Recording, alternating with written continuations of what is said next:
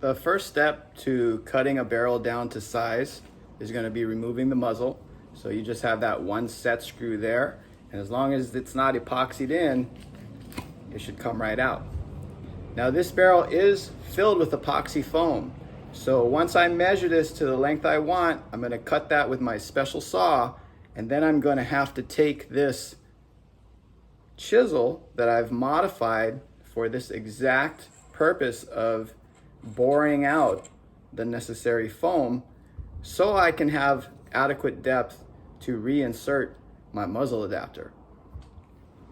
I like to take some painter's tape, do a couple wraps all the way around the barrel with it, and then we're going to go ahead and measure right from the edge of the barrel to 115 centimeters, and I'll make my mark here, and then I know exactly where I need to cut it. 15 centimeters of the barrel's been taken off. Now we got a 115. You guys can check out this super dense epoxy foam Soriatech uses in their barrels.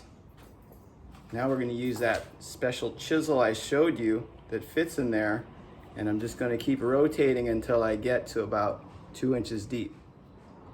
So I've gone and taken out about 2 inches worth of foam. We get our muzzle and we confirm that we're at an adequate depth for this to fit back in. Here's a pro tip. After you cut carbon fiber, you want to get yourself some 150 grit sandpaper and go ahead and work around the inner edge so when you go and you push your adapter back in, it doesn't damage your O-rings. Also, because we don't have a large depth of foam, you want to remove the O-rings so when we put the muzzle in, we're not subjected to the back pressure that's created.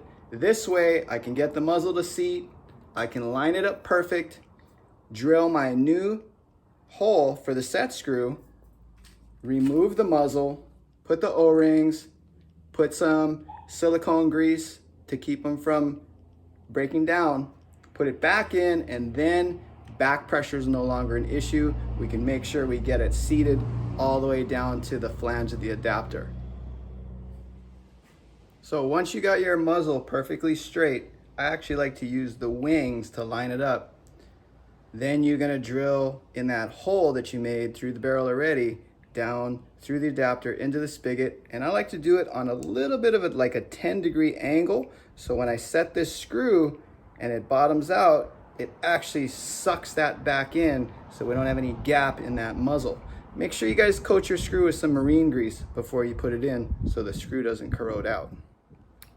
As you guys can see here, I've got that perfectly lined up. Here's my little test shaft, and we have equal distance there.